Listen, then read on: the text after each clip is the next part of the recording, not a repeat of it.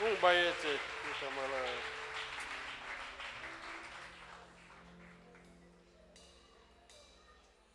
Ake siphinde sihlanganise izandla ukumdumisa nje.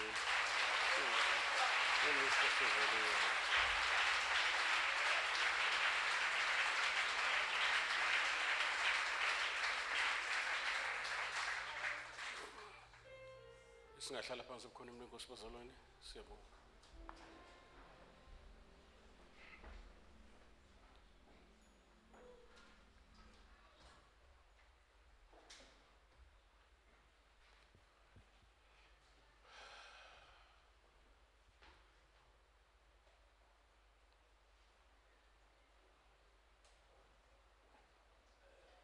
Ungithembisile ke lo mzalwane ukuthi hayi next Sunday ntambama hayi sobe sengiright ngime endaweni yakhe nje la egameni kaJesu Kristu waseNazaretha. Usuyoprofetha ukubone na ukuthi ufikaphi kulesi prophet. Egameni kaJesu Kristu waseNazaretha siyabingelela mphatho hlelo, siyabonga kakhulu bakuthabethe. Sibingelele abasihambele, sibingelele ibandla laKristu leadership ubaba online on air, siyabingelela egameni kaJesu Kristu waseNazaretha, amen.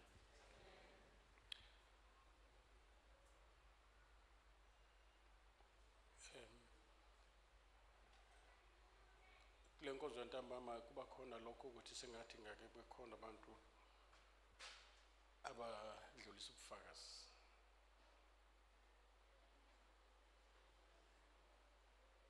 Ngiyazwakala bazalwane? Yes.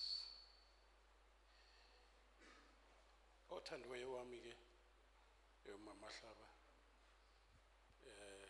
the mother of the nation. Uzosikhonza next week, uzosikhonza next week bazalwane.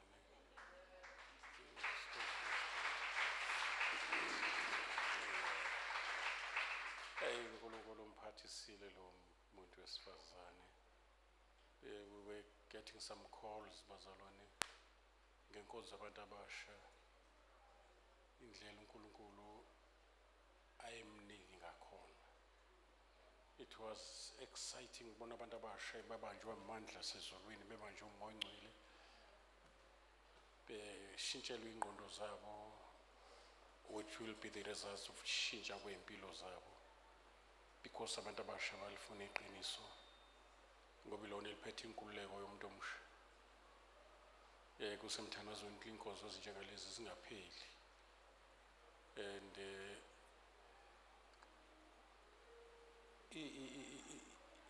igijima umhlaba iya viral kakhulu imessage yabantu abasha, ilo uthi mase izwile ngathi ngayidlulisela kwabanye.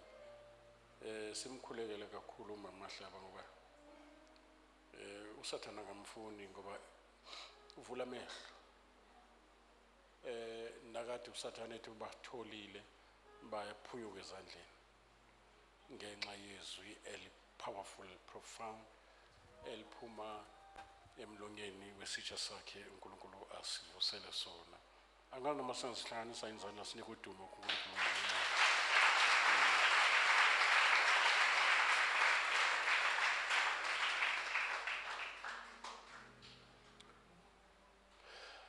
Ngicela nje ubone izandla nje namhlanje kuphela. Mhlawumbe next week ke before siqhubeke nezwi umnandi uma ngabe sizwa ukuthi uNkulunkulu wenzani, imbewu esitshala iyamila na.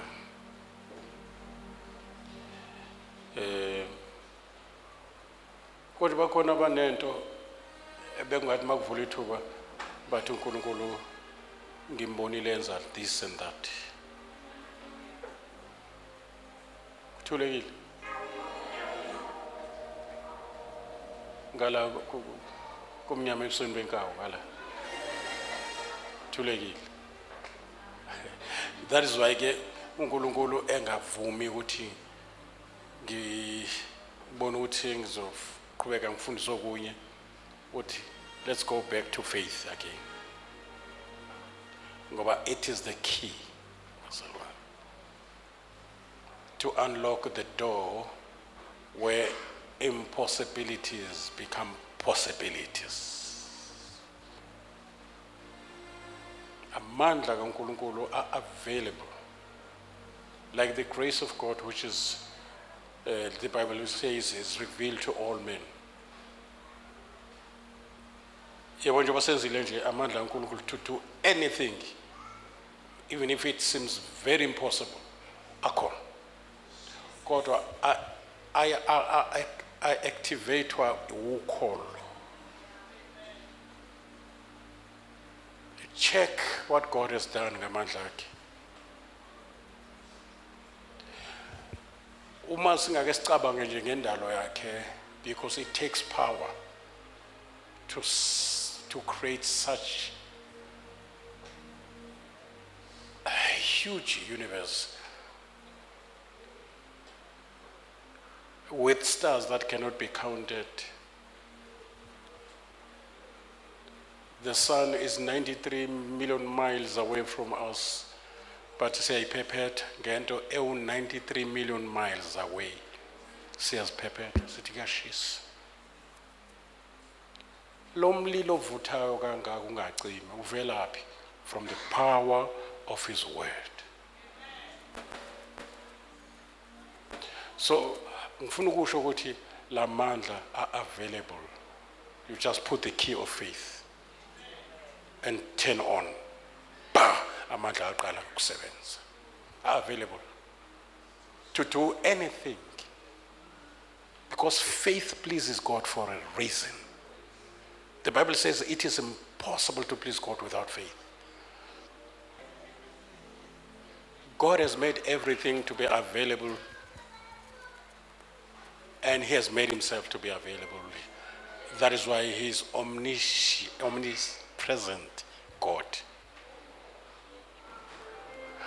Kuyenzeke uhlupheke udliwe izinto ekufanele ngabe azikudli because you don't perceive, recognize, and have a revelation of the presence of the power of God within and around you.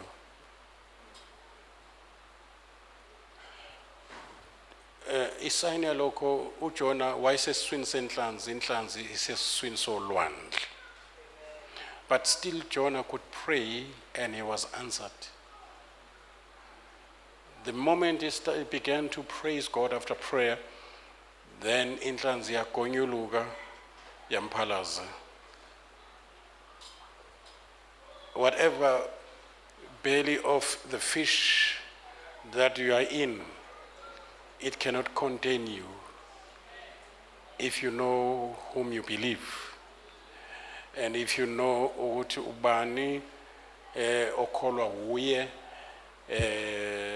in whatever situation that you are. Paulos no Silas babesejele, and then they were answered. Joseph semgodini ngoba iphupha lishongo ukuthi uzophelela emgodini, abamfakele bamkhipha bona. uNkulunkulu ngishilo ekuseni uthi unephupho, uneplan ngempilo yakho. Munye kuphela umuntu ozoforfeita iplan kaNkulunkulu ngempilo yakho, it's you ngokungakho. Sathana kanamandla, abathakatha banamandla, ngoba akekho ongalitshintshi icebo likaNkulunkulu ngawe. You are the only person ongayichitha iplan kaNkulunkulu. Lokhu uNkulunkulu akwekuplanile kungenzeki. Enye izinto ezokwenza kube buhlungu bayisesihogweni is because usendaweni ongazange uyiplanelwe. Isihogo sakhela uSathane nengilosi not wena. And naso leso sihogo siphume kuye uSathane. Kuthiwa umlilo ozoshisa wena Sathane uzoqhamuka la kuwe. Ngoba kimi as a creator ayikho indaba yokubhubhisa abantu. Kukhona indaba yokudala abantu ngibadalele isibusiso enginaso for them, including indalo yonke. So umlilo ozoshisa wena uzophuma kuwena. Yes, uNkulunkulu unolaka, kodwa ulaka lwakhe lwakhiwa isono sethu. Kuthiwa ulaka lukaNkulunkulu luza ngesono. Isono sokuqala ungakhona. Bese sizala zonke ezinye ungayichaza nezingeke ngiyikhulume la. Ezimbi kakhulu, ngisho kuba inkabi, ngisho kuba yini, kuphuma esonweni esodwa songakholwa. The mother of all sin is unbelief.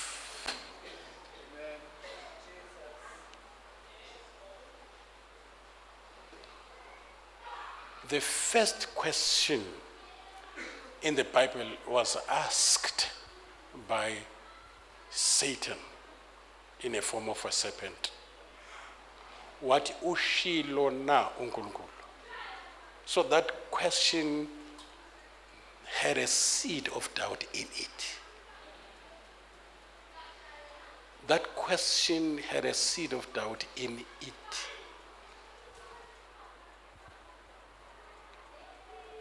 If I say to you, you are,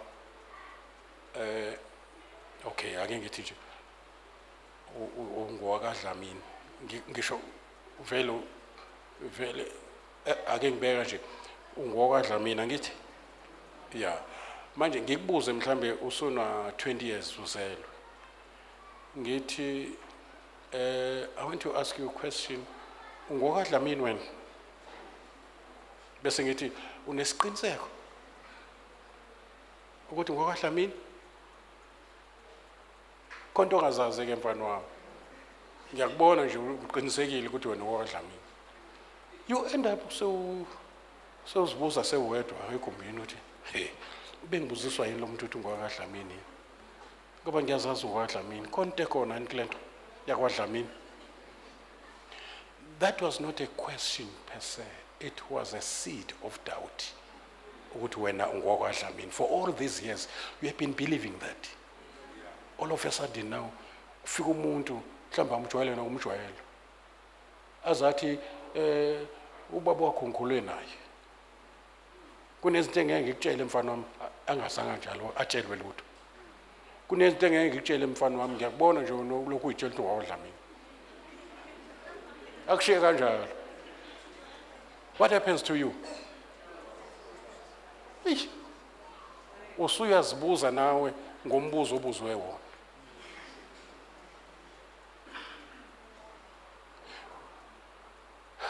Questions like, unesiqiniseko sini ukuthi wena usinsini? Ikhona lento kuthiwa izulu. Ayikhona ngoba ngiyibona empilweni nami ngithandazele. No. Psychologically mawukholwa into iyenzeka kuwena.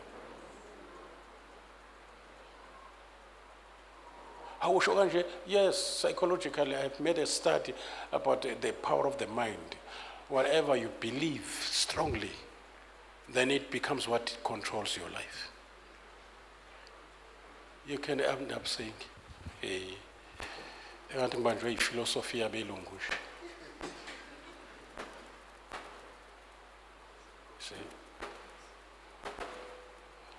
Umunye akubuza ukuthi njengoba ubambelele uNkulunkulu ukholwa uNkulunkulu ubekuphi uNkulunkulu kwenzeka lokho?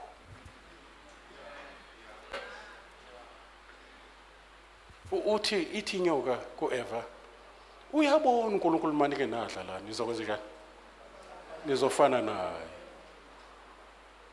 Akanivimbi ngoba protect, univimba ngoba enomona efuna ukuba uyena yedwa uNkulunkulu ofana naye. Asangenza into eningi. Kunje nje emhlabeni ilawo ma questions atshala idoubt. Into enza ukuthi singayeki ukukhuluma ngefaith uba kuthiwa siyazenzela. Ningilalele noma nilele? Khona abantu abufish. Uyazi uma uthi abufish uthi kanje.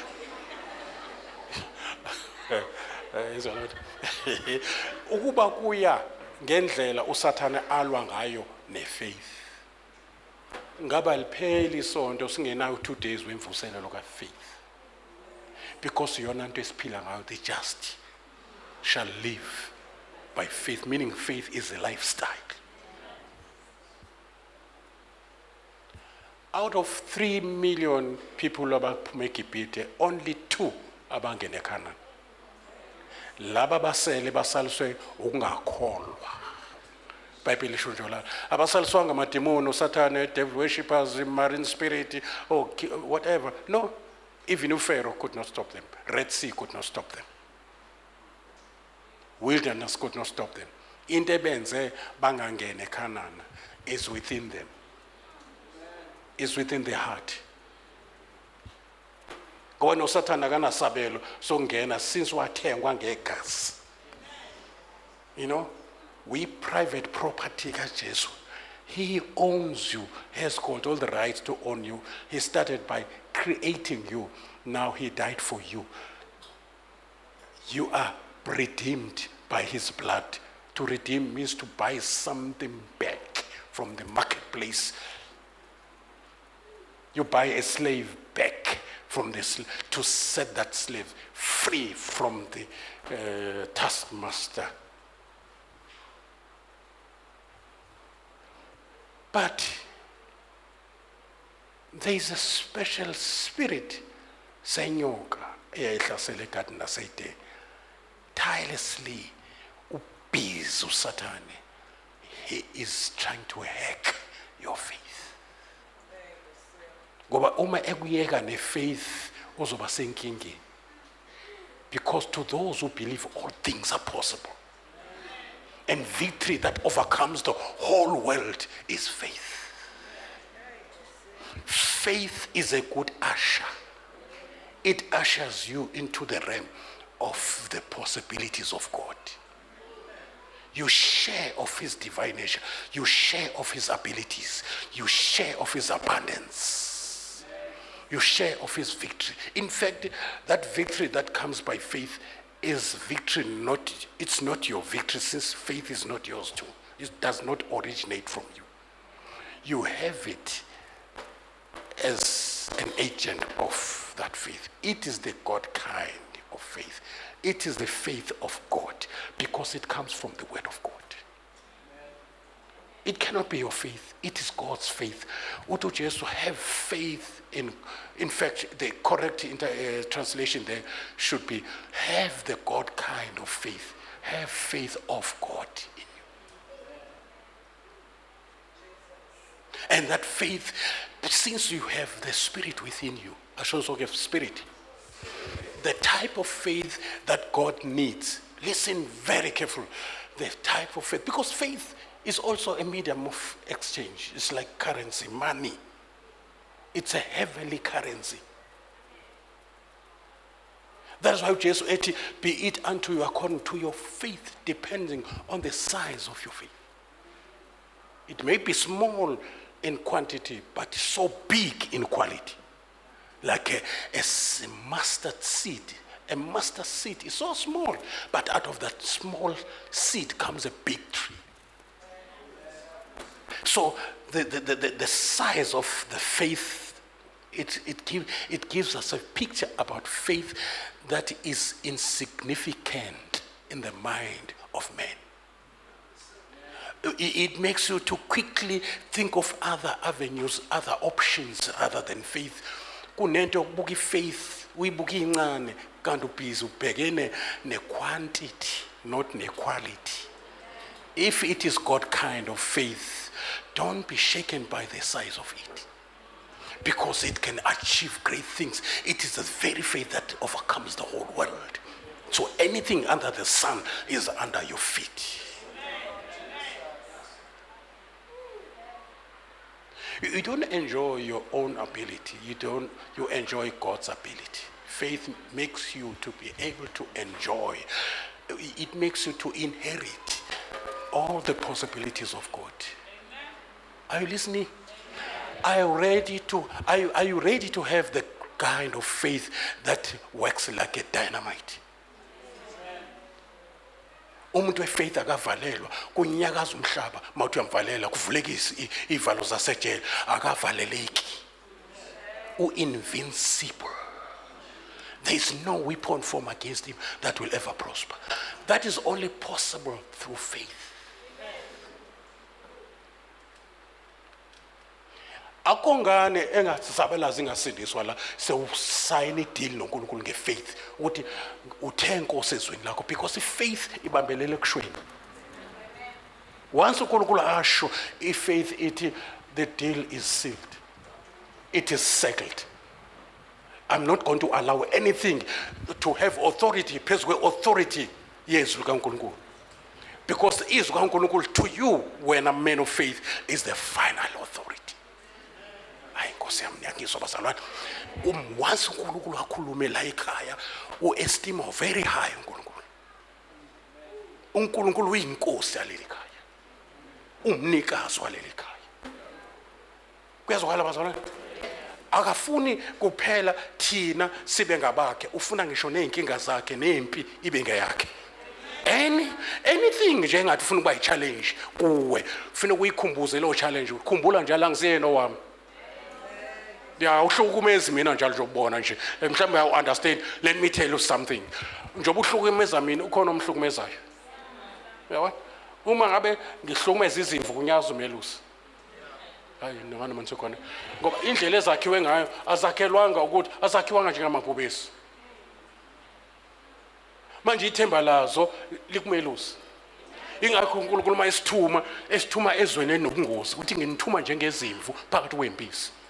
Ngoba efuna sidepende kuye njengomelusi. Njengoba uthi David intonga yakho nodondolo ziyangiduduza. Intonga eyokubuyisa imvu ukuthi ingaphumi endleleni. Mayikhala kathelile uyihuke ngentonga. Uyidonse uyihuke la emqaleni and abesethi he restores my soul. Yizwa lonto? Ya uSathane esethi uqedile ngempilo yakho akuku uNkulunkulu ngodondolo actually. Udondolo intonga isiqwaye nje esifishanyana esishaya izinto ezifuna ukudla izimvu. Kusho ukuthi intonga protection yenzimvu, udondolo lokuyikhalimela imvu mabona ukuthi yaphuma endleleni nokurestore mayikhalakathela. So usethi ke intonga nodondolo lwakho Jehova kuyangiduduza. Usethi noma ngihambe esigodini sethuzi lokufa, there's no need for me to fear. If fear is the opposite of faith. Where there's no fear, there's faith. Where there's love, there's faith. Because faith works in love. And if faith works together with grace. And grace is the ability of God to save you. Faith, grace is also ability of God in you to do what God says. Karabosha. May to Paul, I can do all things through Christ who strengthens me. That strength is grace. God enabling you with his ability to do what he wants you to do. The very thing you could not do according to your status, you are too weak to do what he says. You are too weak to open the Red Sea. You are too weak to take and snatch abantu bam from the hands of Pharaoh. Egypt has been under slavery for 430 years. Now, when you're going to do it within a short space of time, ukhulula abantu abana 430 years. uNkulunkulu ngefaith uyakwazi ukuthi akwenzise into generational as back as 400 years ago. Lo mndeni uhlushwa lesimo, ufike wena ushintshe isimo ngefaith yakho. Haramo shatamba yosa shamba ukhaya. If faith is force yasezulwini, which cannot be resisted by any force in the universe. That's why we talk of quantum leap of faith. It's a scientific term. Amen? A leap of faith in a quantum way, it crosses over our laws of nature. A process yokuthi phuma iwayini ayisuke emanzini to wine, no. Isuke emanzini eya kwi-orchard, vineyard actually. Athelwe khona angene ngempande, sengena nokudla.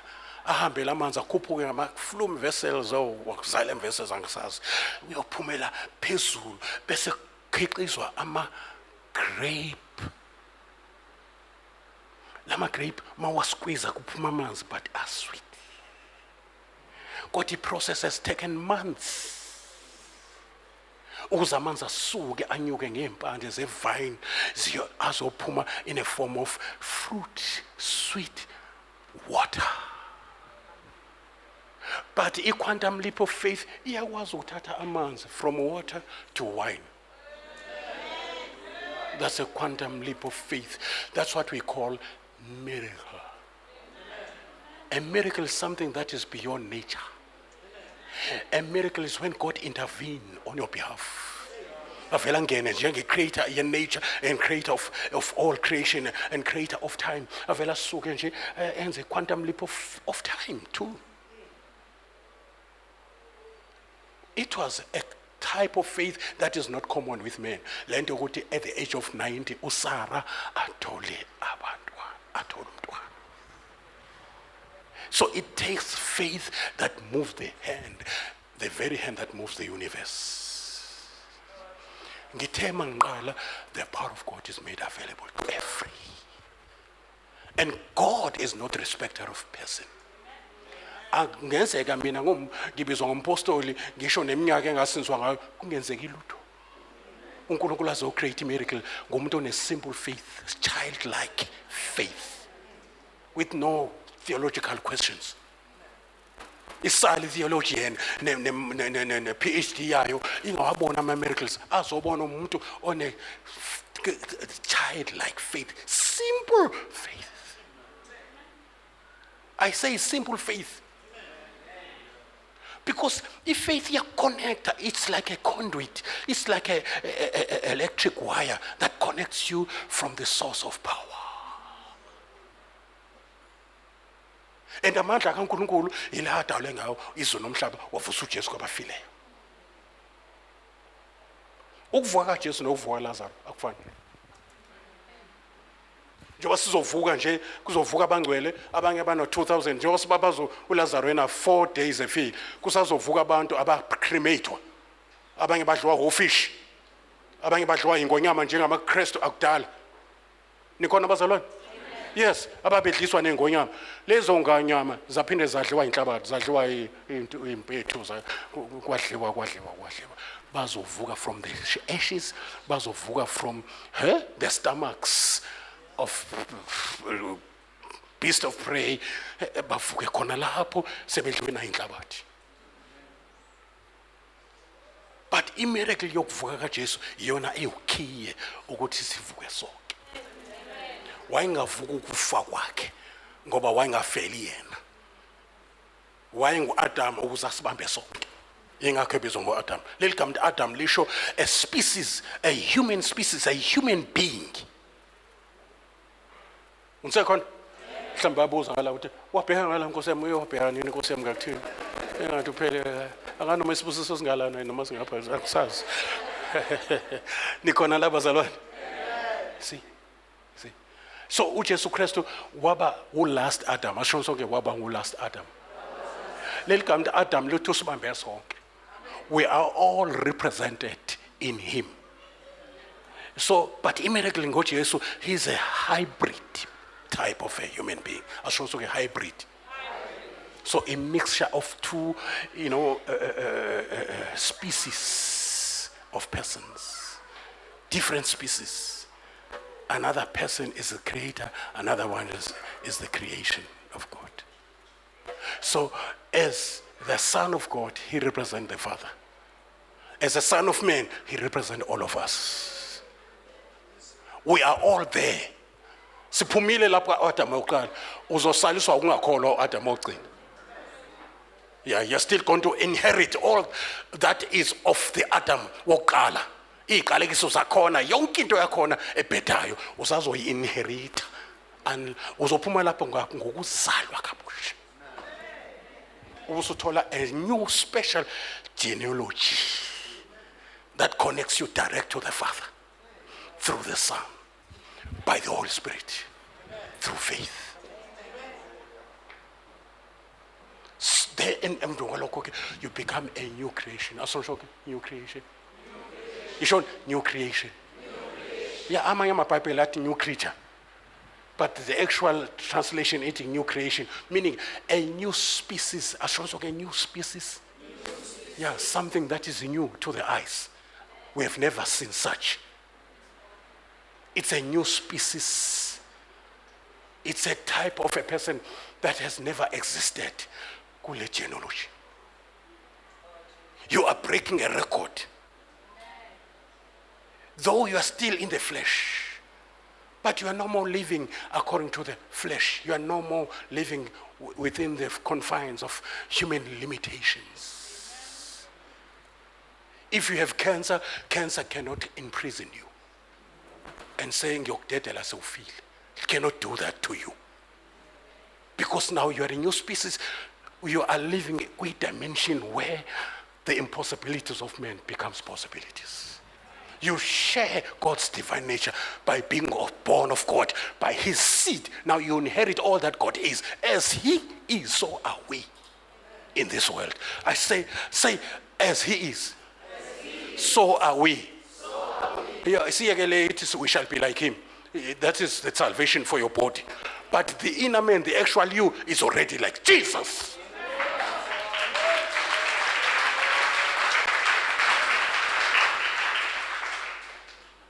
Miracles are within our scope. Miracles are within our reach. Yingakho Romans chapter 10 uthi akusekho manje ukuthi ubani osiyele ezulwini awusilandela into esiyifunayo. Ngoba izwi liseduze nawe emlonyeni wakho nasenhlizweni. Kusho ukuthi izinto oyidinga uNkulunkulu, they are just faith away from you. Confession away from you. Believing away from you. When they show he makes everything to be available if you need. Ingakho lithi iBhayibheli mfune esenokufumaneka. Kusho ukuthi he's around here. Masusensiwe he's in. Wayizwa lonto? Masusensiwe God is in you and akagcini lapho you are in him. Yes. There's that interpenetration. Mingling with God, the creator of the universe. Sharing his Godhead. uNkulunkulu akasaphelele manje ngoba mthathu, usekune fourth party of him. God the man. Because that which is born of spirit, since God is a spirit, is spirit. And then that which is born of flesh, which is out of you, a biological birth. Ngobaba wakho wakwaDlamini noSithole. Kwenyama. Mawuzela umuntu omnyama because it's biological. Uzophuma umnyama ngeke kuphuma umlungu noma kwenzeka ke ngoba it's a sign uNkulunkulu wenza amabo obana bazi ikhaphu lemnyama eyazala umlungu. I've seen it. uNkulunkulu wakhuluma nami wathi ngikwenza ngamabomi. Ngifuna ukutshela izizwe zomhlaba ukuthi ngenzani kuNoah. iBhayibheli alisitshela ukuthi what color was he. But keeping honest, nama colors are 3. Uam was black. Ujafete was white. Ushem was in the middle between black and white. Ukuze at release uJesu angabi mnyama, angabi mhlophe, abe partner ndawo. Umuntu waphakathi ngisho ebuthathwini is the Father, the Holy Spirit ngale, and Jesus in the earth center.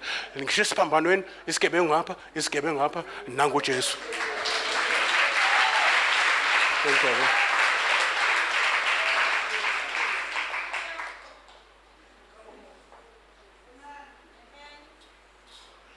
Isihloko sami sithi mawufuna incwadi kaMark I think chapter 2. The power of God babe khona bebaningi abantu begcwele, especially ababhali nabaFarisi begcwele uJesu eShumayela. Na kwehliswa indoda ngohlaka, niyakhumbula? Yeah. Kuthiwa the power of God to heal was available. But few people were healed. Few people accessed into that availability of healing. Namanje uNkulunkulu namandla akhe nama provisions akhe is available. Noma ungamkela uJesu usendlini encane, he is there. Akasho ukuthi wenza njani wathi uvuma uJesu kule ndawo. No, anywhere you are. Athi uDavid mangathi ngisuka kuwe ngingayaphi ngoba noma ngiya kwale bafileyo ukhona wena.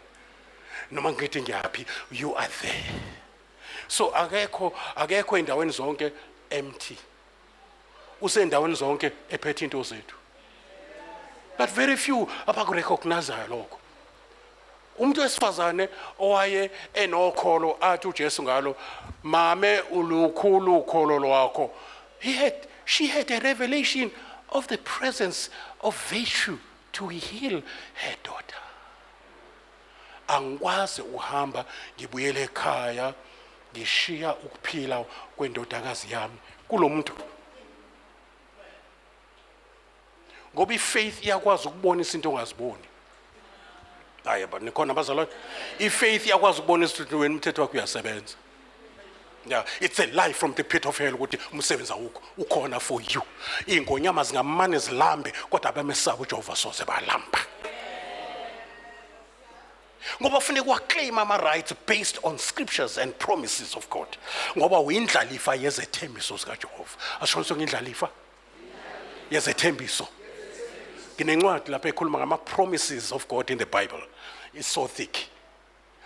I always mangifunda le ncwadi ngizibuza ukuthi kazi thina njengamaKristu siyalidlani ifa lezethembiso. Noma silibela ukudla ifa lamademoni or depression. Nikhona depression uJesu wayengenayo. Kodwa ave sidla depression. Anxiety lapha. Bitterness, into esiyidlela zona. Size sigule. Besicabanga ukuthi umfuno uzosibeka izandla siphile. Yes, isifo sokwethuka kodwa sodonswa futhi ukuthi kukhona into esidonsile kwaseqaleni. Lo muntu une depression. Now mangibeka isandla mina I'm dealing with symptoms. Kodwa i-cause yonke lento ilale le spirit se depression, it's demonic spirit. Busy is hosting that. Instead of the joy of the Lord, that is his strength, busy ne depression. Instead of receiving the forgiveness of the Holy Spirit that was in Jesus, busy ne unforgiveness, it was a demon. Unforgiveness ivala ngisho umthandazo ungezwala umemeza baba ngeza kuwe kube nje udongwa lensimbi lapha phezulu kwakho. I-roof yensimbi umthandazo ungedluli uvalwe udonga noma ke roof of unforgiveness. Uyenyuka umthandazo uphuma ufika ushayise lapha kwi-unforgiveness ubuyele kwena. If you're harboring these things empilweni yakho, you become a witch of your own.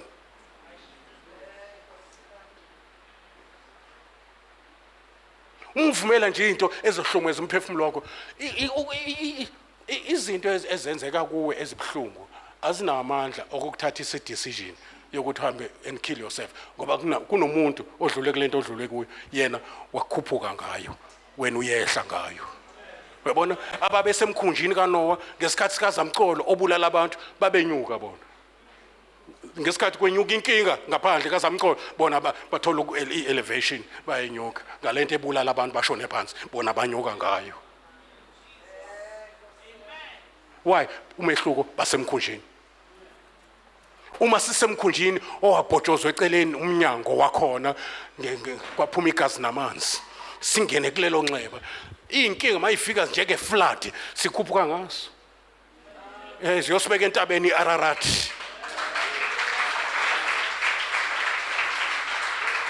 Asayisolo uSathane ukuthi ubekwenzelani lokho. Awunikhona? uJosepha istep sokuqala sokushona phansi kwaba ukuzonda abafowabo. Esesibili bamfaka emgodini.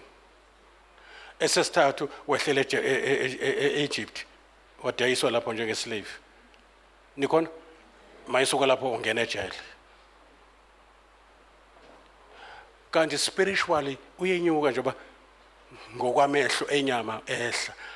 Ngale ababontu bayamnyusa ngoba uthe mayifika ejele waba kwi-point where he is ready for a volcanic promotion and supernatural promotion.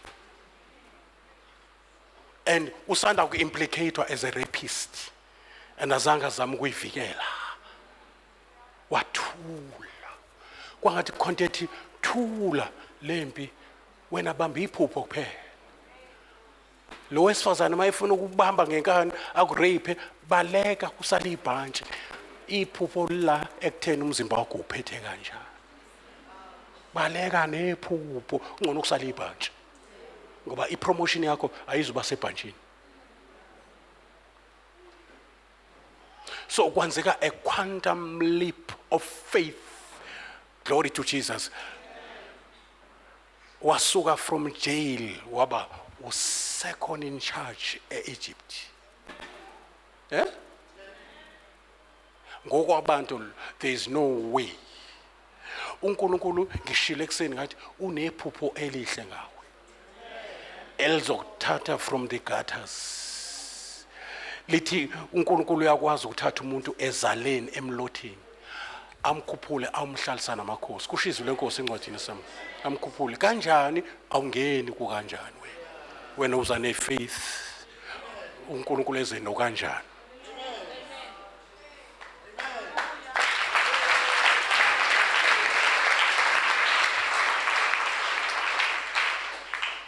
Uyabona indaba yefaith iyozingene. Ngifuna ukusishayelela isipikili sefaith singene singabonakali. Kube ngathi usumkhovu wefaith. Mawuthi uvula umlomo kuvele kuphuma ilanguage yefaith.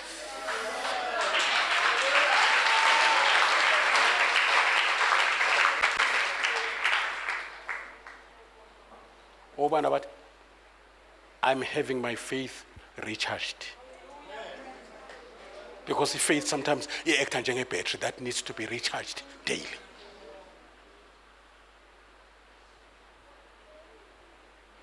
So kufuneke ihlale igcwele umlilo ifaith. Iwuthola lapho umlilo ekuthandazeni nasezweni lenkosi liphushwa umoya ongcwele. Uma kuthiwa khona abantu abake babe negative abahlulwa nayidakwa abantu abathi basindisiwe. Bakhubeka kalula sebedubile akasayenza inkonzo ngoba uhletshwa abazalwa. Ifaith umuntu wefaith akuyava no umuntu wefaith ifaith yakudlulisa kuwe. Ifaith ikwenza uphile above you. Ifaith yakuthatha ekulinganeni nawe iyokulinganisa noKristu. Ngoba uJesu uthe imisebenzi engiyenzileyo manikholo enziwe yimina nani nizoyenza. Akasho manje ngabapostoli. Uyezwa sisi? Yeah, na ungayenza imisebenzi uJesu ayenza. Akasho ukuthi manje ngabapostoli uthe manikholwa. Wazi wathi lezi izinto izibonakaliso zobalandela abakholwayo. Nothi abaneminyaka u50 besindisiwe. Into engathi shu Satan awusaba u50 years. Usaba ifaith. Uyezwa ntombazana? Ngoba pasopha ke mawukhonjwa kanje usekhona ke into uNkulunkulu afuna yenzeke empilweni yakho. Pasopha njalo.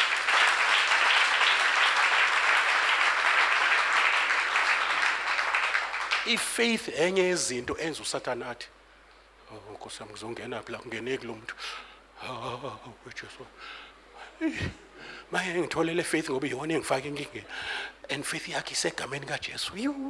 And eligama lingaphezulu kwamagama wonke. Bake labizwa noma libizwa nje ilinge lamadimoni maleke lathi Jesus ngivele ngilivale ngithi shut up, don't ever you call that name. Because it can shake the foundations of hell. So if you connect faith to that name, you will see the power of that name. You see the authority vested in that name. You will see the power of the owner of that name. Uthi uNkulunkulu kuJoshua, uyabona makwathatha izwi lami engililethe kuwe ngoMoses. Akuyi kuma umuntu phambi kwakho zonke izinsuku zokuphila kwakho noma aqhuma ukukhuva lwenyanga eyaziwayo ukuthi yakwazi masikhwifa sikubiza igama lakho kubize kushunqiswa into eyishunqiswa ukuthi akangaphumeleli umvalele yonke iminyango bashaya etsheni nje bashaya etsheni.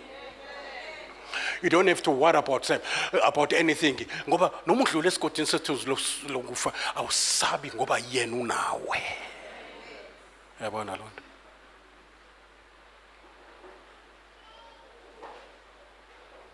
Obana bathi siyalandela. Ngizoniyeka ngoba lokhu niqala ekseni bazalwane. Nama nongibuza ukuthi lamandla ngiwathathaphi. Umuntu Grace my wife. Umuntu ona 50 years eshumayela. Usashumayela kanje namanje. iGrace ehlangane nefaith. Now sekwi season ibe vele khona but now it's more obvious. Sometimes imove kaNkulunkulu ihamba njengama waves. Awunikhona bazalwane? Yeah, kuba ne season la amandla akhe ebonakala kakhulu. Uthi uMongcwele nginitshela ukuthi izulu lu ready for anything oyifunayo. Izulu li ready for the power of thank you for the uNkulunkulu ufuna ukudunyiswa.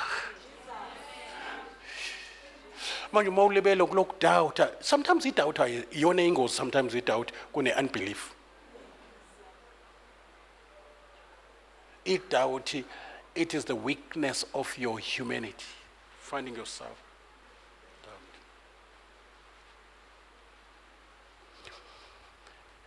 The psychological part of you can easily doubt. Noma usukhomba ukuthi uNkulunkulu ungisindisela nala. uSathane uyahlebe engqondweni athi asifani phela la bekuyingonyama la kuyibhubesi akuyona ingonyama leya uGoliath. Obana bake bafikelwe la usosimo hayi kwenzeka nje kwaqondana kwakuvele kuzokwenzeka kanjalo kodwa uyabona le hayi ibheke kahle ayibona le ayifani nale engathi manje kufuneka ifane into ekufuneka ifane ifaith. Same faith ebulala ingonyama, it was same faith ebulala ibhubesi and same faith eshaya uGoliath. No change.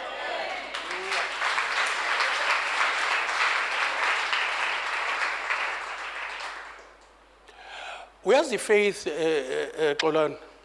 Yeah. Ithathe yakubeka la kubeka. Simangaliso.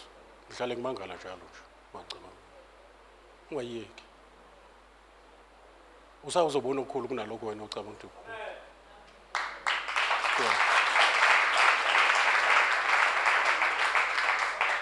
Sometimes kufanele uyithathe isithombe usadlala keyboard.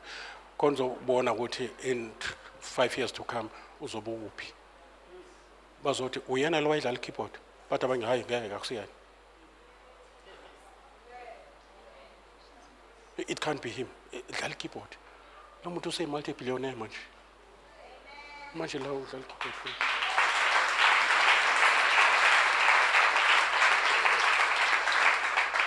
If faith ingakuthatha ikubeke, it can transform your life in such a way that abakwaziyo bangaphikisana ngawo. Abezwanga ukuthi ngithini njalo. Ngithi faith can usher you into a dimension lapho abaningi lalele ngomoya bezophikisana abantu abakwaziyo abakhule nawo. Athi omunye uyena ngiyambona. Athi omunye no, it can't be. No. uJosepha babengasambona abafowabo akhule nabo ngendlela athole elevation kaNkulunkulu ne transformation.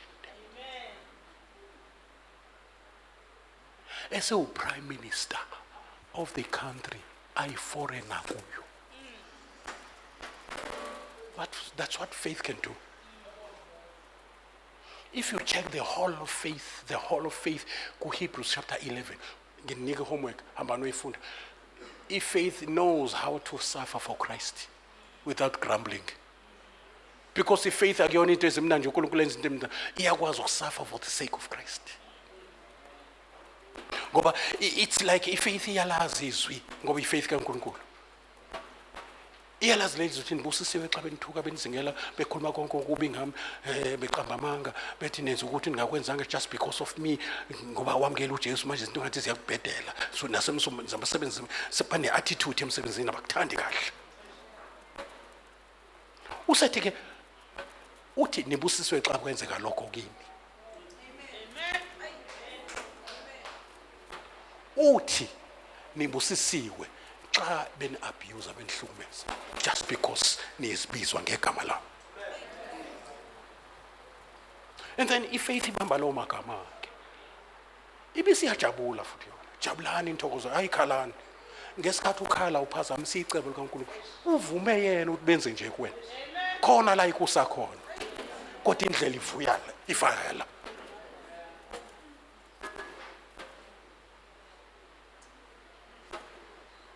Ukuze egcineni ukuthi kwangisiza uba ngihlushu ukuze bekhonto engiyifunda ebengeke ngiyifunde ngadlula ngetestini.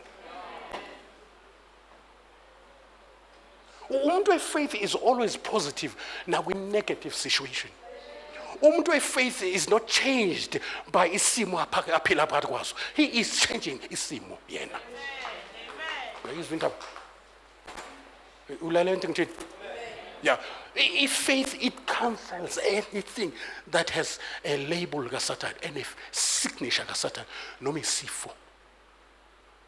Once faith ibe there, it dibana ne grace ne power. And then it cancel kwasani, it destroy little Bible. Jesus was raised to destroy the works of the devil.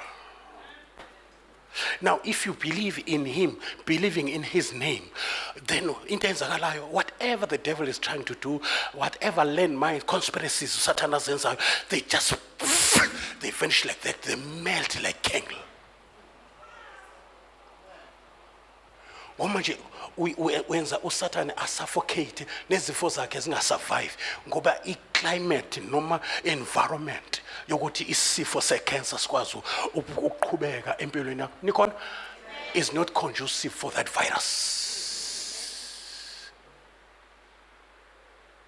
Mawufuna imnyama ingaboli ingavakashelwa izinto ezibolisa inyama faka usawuthi izohlala unyaka wonke umnqwayiba ingadliwa impethu ezinye inyama zidliwa impethu because nento etheliwe la ifaith usawude emadimoni usawude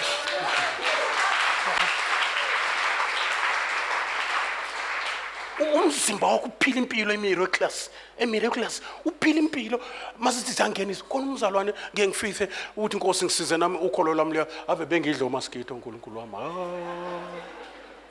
ngithi inkosi yami awusize kule faith ka John G Lake. uJohn G Lake wayehamba endaweni ezinzima eAfrica ezino mosquito that kills you immediately. But not me. No. Bazonela balidonsa igazi bafe. Because be careful, if faith can talk and fear can talk. Also faith can talk and fear can talk. Now, once you allow fear to speak, the words of fear will travel the world to come back with what you have been saying. Don't allow, even if you feel it, don't allow fear to speak.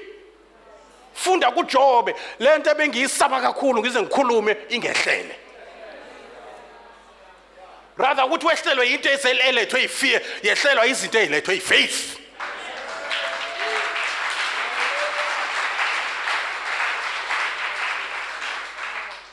We season yama miracles, a divine intervention from heaven on your behalf.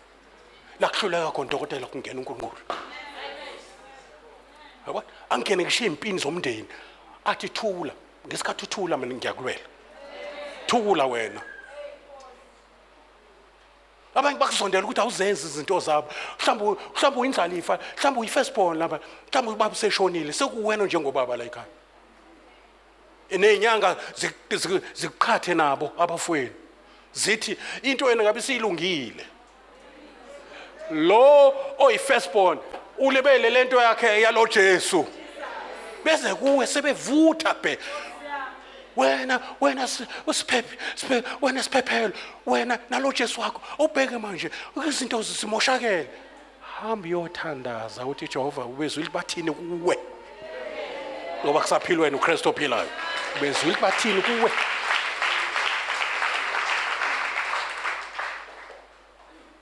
Bathi ulibambe lingashoni, basho kuwena, abasho kimi. Ifaith kwenza uphume kuwe ungene kuKristu, uKristu ungena kuwe. Ngithi ifaith yenza njani? Tutusa uphume kuwe eJesu angene kuwe. Nikeni isandla.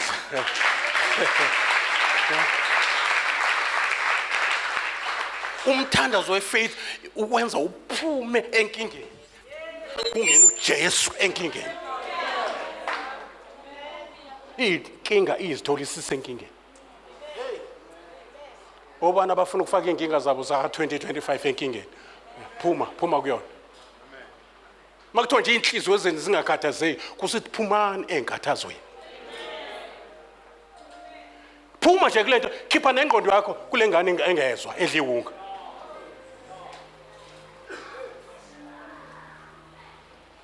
Noma wawuyizale out of wedlock ekaJehova, hamtshela uJehova ngento zakhe. Uthi nayi ingane yakho baba idliwa yiwunga yakho, not yami. No. KuPetro kuthiwa mayelusa abazalwane kuthiwa lusa izimvu zami Petro, not zakho. Ayikho lento kabandla lami, ibandla lami.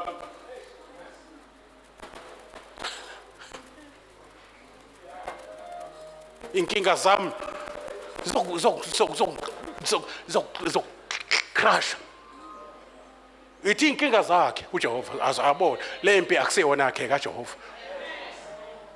As from today, don't personalize anything. Noma bakhuluma ngegama lakho libhalwe encwadini, sebekhuluma ngesithunzi nje salo lisencwadini yokuphila.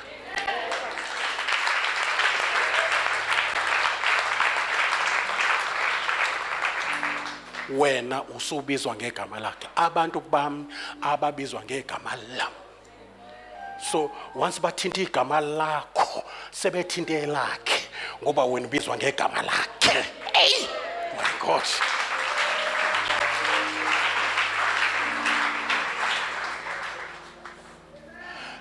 Noma ngabe ngathi bayaphumelela, asho sonke, noma ngathi bayaphumelela.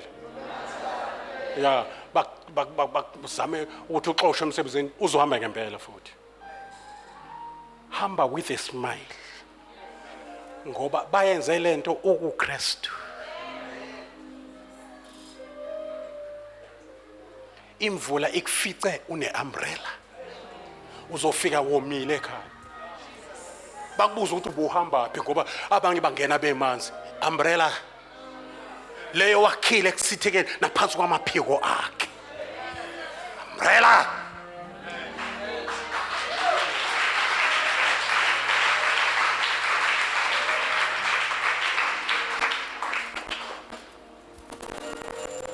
As from today, this afternoon, make a vow before the Most High God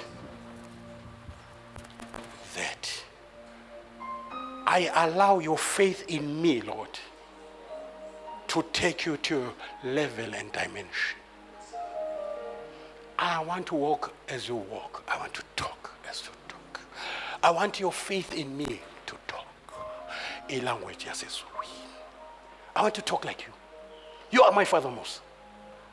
Angifuni ukukhuluma language yabantu abasemhlabeni abanganathemba abangenaNkulunkulu. Mina nginoNkulunkulu egcwele isifuba.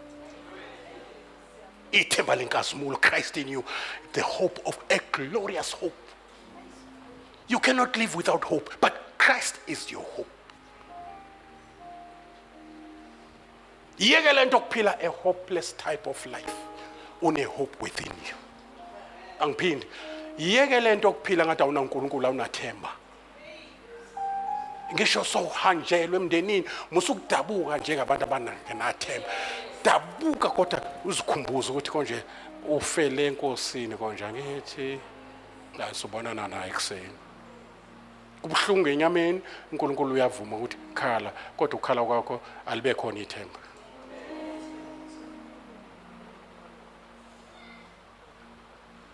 Ungakulinge uvumele uSathane alethe inkinga zibe inqwaba kuwe bese zintshontsha ithemba. Kusala inkinga kuhamba ithemba. Libambe njengezikhali zamantungwa uthi azifike ngibambe ithemba.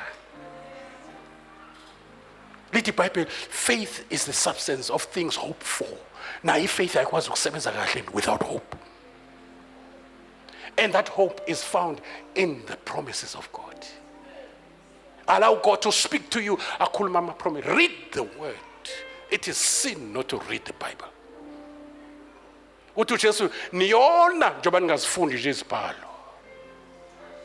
Ngoba mase nibhekene noSathane nizosho kanjani? It is written. Because that is the language of faith.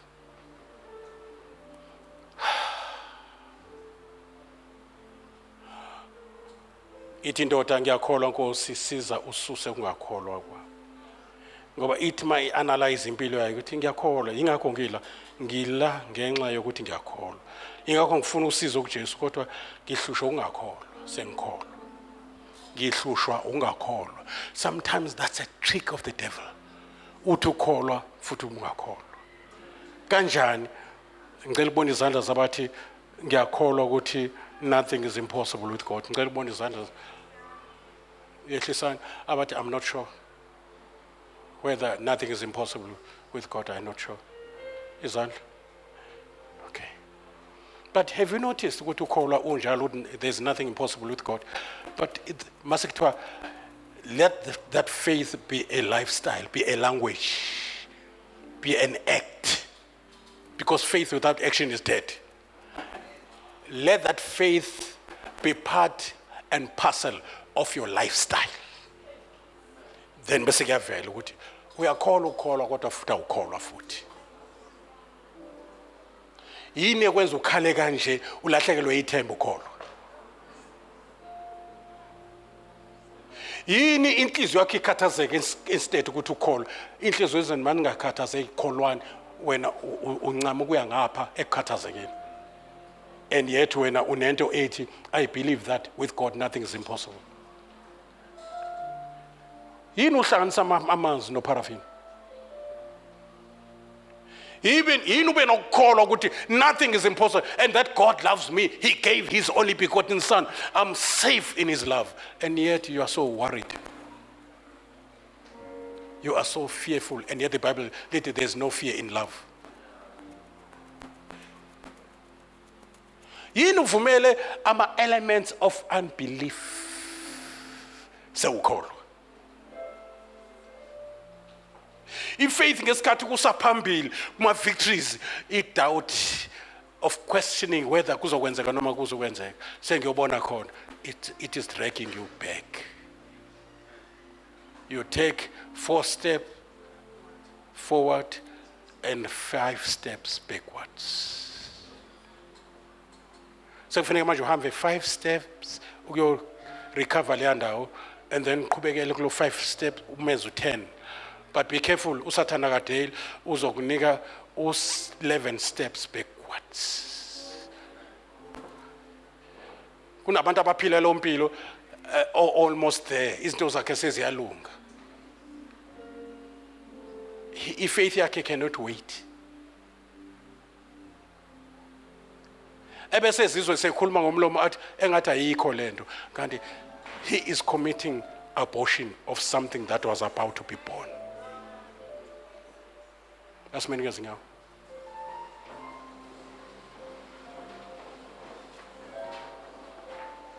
Amandla kaNkulunkulu are available. Ashonisa amandla kaNkulunkulu are available. Yeah, akhona. Amandla kaNkulunkulu to do anything are available. Amandla kaNkulunkulu ukubuyisa ingane yakho ena 3 years yabhunguwe ekhaya are available lawo mandla. Amandla kaNkulunkulu ukuthi usebenze kanti ungasebenzi for 3 years. Uphila ngo350. Things can happen ngoba amandla okwenza lezo zinto zenzeke are available. Mawulahlekele ukhiye nikhona nonke la endlini. Udukisa ukhiye wemoto ayina spare key le moto. Udukise ukhiye. Sekufuneka uphuthume emsebenzini. Imoto ikhona, upetrol ukhona, ukhiya ukho. uJesu khona, upetrol wamandla akhe akhona, kodwa ukhiye wefaith awukho. Manje kufana ngathi akazange esiphambanweni, azange amnqoba uSathane, azange anqoba izifo, azange enze lutho uJesu, ngoba ukhiye ukuvulela lezo zinto ulahlile.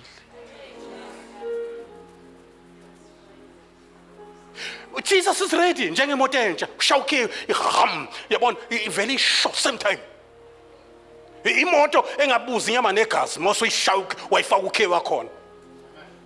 O corresponda ne computer yemoto. O encode kahle. Esinge zistarta nje ungawufakanga, just nje iyawusensa ukuthi ukhiye ukhona. Hayi Nkosi yami nisekhona yini? uJesu wayesense ifaith yalo mama, wathi mama, great is your faith. Wasethi akube kuwe njengokuthanda kwakho.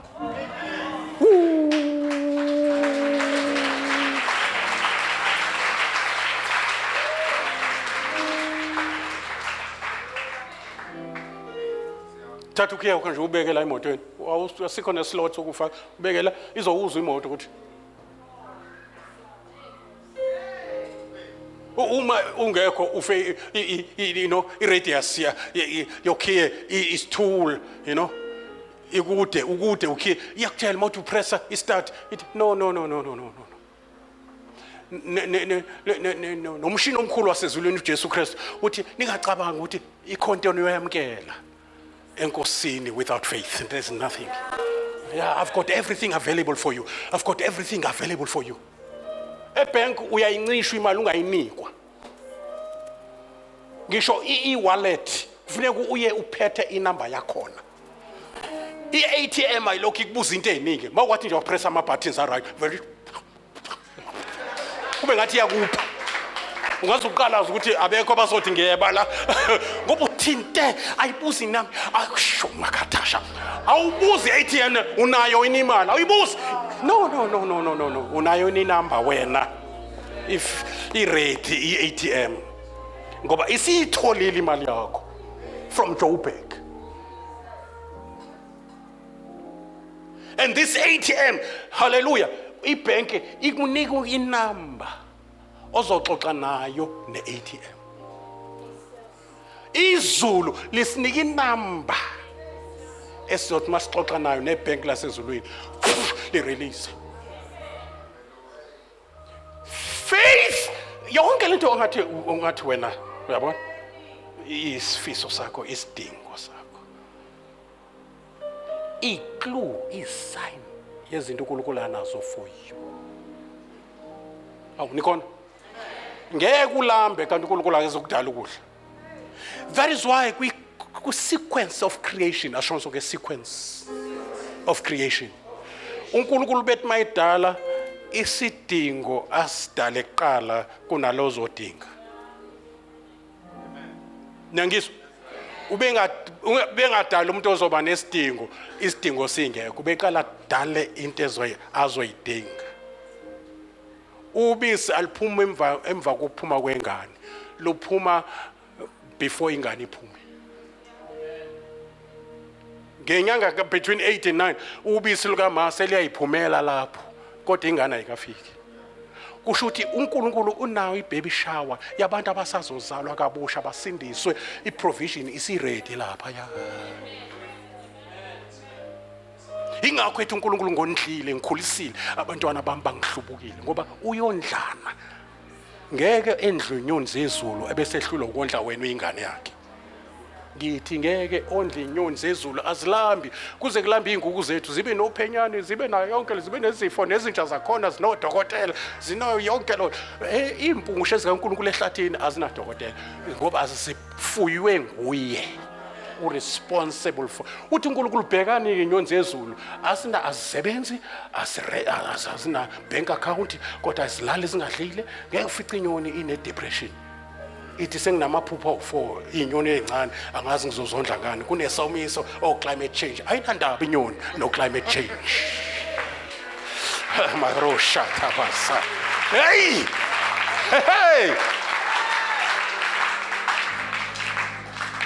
uthi umoya ongcwele njengoba ngikhuluma nje uthi umoya ongcwele ifake my son izingene ngoba nami kuyangimpintsha ngingakwazi ukusebenza kulaba bantu ngingakwazi ukubafaka eKhanani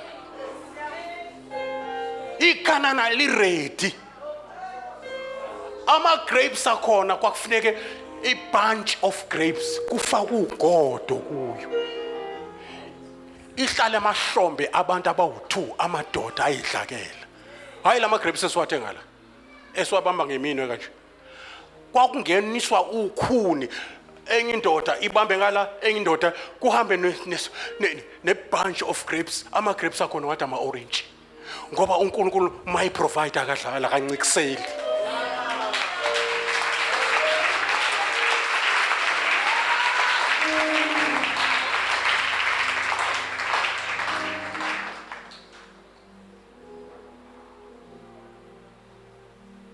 obana bathi my faith my battery of faith has been charged amabhasi anyukile but after this check I'm coming back with testimonies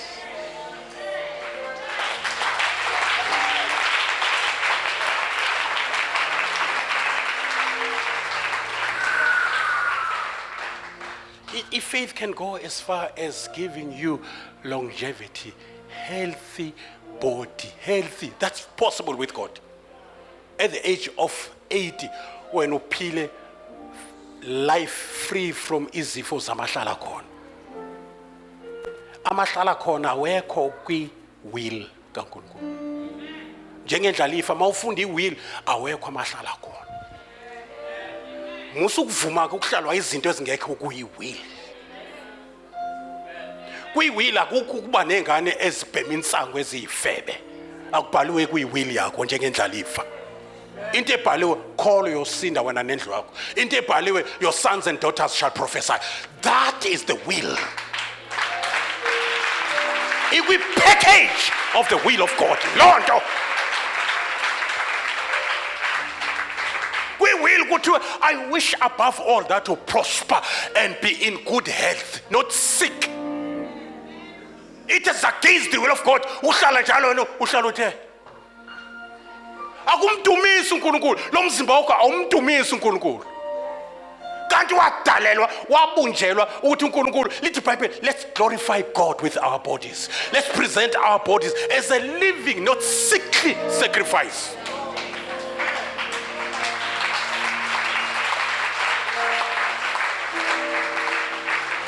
Jesus paid the price for your body to be healthy. He paid the price, 39 lashes with 9 strings, each whip. Isala nemvimbo 9. Inameva mawushaya kufuna ushawe isotsha elinamandla kungena meva angene nezibhikili zingene bese kudonsa ngoba singene enyameni akudonse kuze kuvele imbambo ngemuva not for your sins but for your sickness and disease so that's why I refuse to be sick because my king bought it with the virtue of his stripes it has been paid for.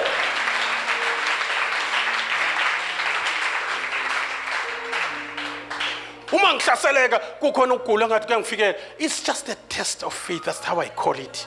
It's a test of faith. Faith must be tested so that it increases in its value, so that it becomes stronger and stronger. Faith that has never been tested is not trusted by God. Oh, Banabati, I'm never the same. I will never ever be the same again. Oh, but from now on, I'm going to put it into practice. Oh, but I've had you.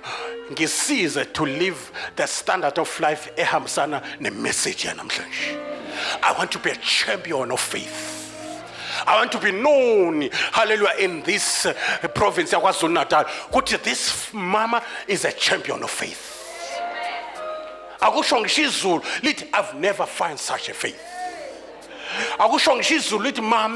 Great is your faith. Don't allow your faith to be weak, to be wimpy, to be sickly. Luchajiwe ukholo lwakho namhlanje. There are things that are coming your way by fire and by force. That key of the kingdom called faith, it activates the resurrection power of God, the power in the name, the power of the blood. The whole heaven is behind you once faith is there. A backup system yako is unstoppable. Winkinga embusweni kaSatan ngoba backup yako is so powerful. Lord, the Father, the Son, the Holy Spirit, the name that is above all other name. Hallelujah, the power of the blood in Jesus' mighty name. These things are unstoppable.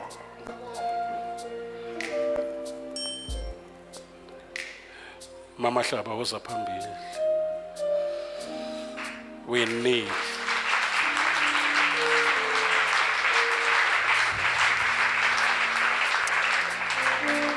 Hallelujah.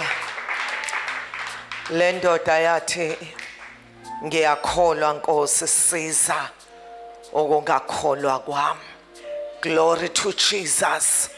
Nkulunkulu bazalwane usifaka kwi dimension la sizo breaker every barriers.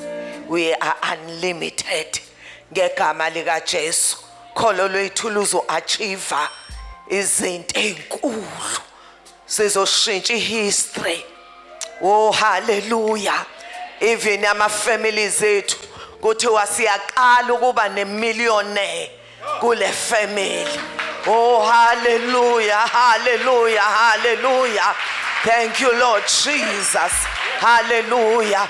Esafundisa umoya oyingcwele akube senhlizweni yakho ukuthi Jehova akube kimi njengokusho kwezwi lakho.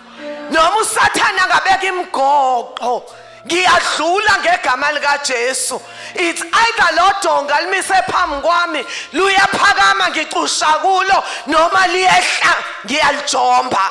Kodwa ngiyangale ngegama lika Jesu. Oh hallelujah, hallelujah.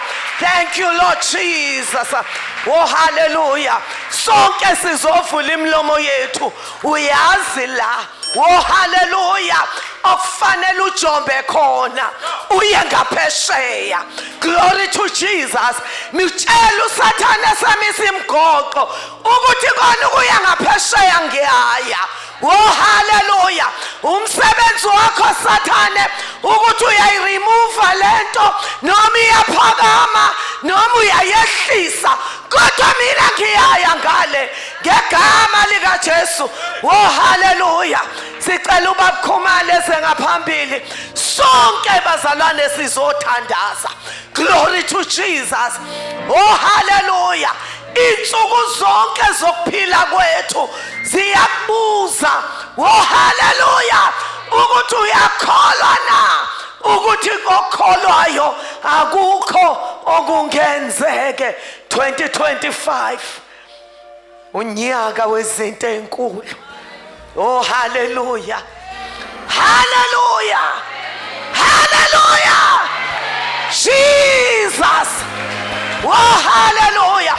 Ngishobuwe in a hopeless situation. Glory to Jesus. Oh hallelujah. Sikhuluma ngokholo lufohlayo. Thank you Jesus.